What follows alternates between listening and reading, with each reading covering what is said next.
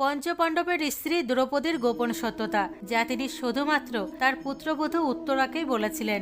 মহাভারতের যুদ্ধ চলাকালীন একদিন মধ্যরাতে দ্রৌপদী উত্তরার কাছে আসে এবং বলে, ভবিষ্যতে যদি তোমার কোনোদিন ভয়ানক বিপদও হয়, তবুও কখনো তোমার নিজের আত্মীয় স্বজনের কাছে সাহায্য প্রার্থনা করবে না, প্রথমেই শ্রীকৃষ্ণকে প্রার্থনা করবে। তখন উত্তরা বলে, কেন মাতা, আপনি এমন কেন বলছেন?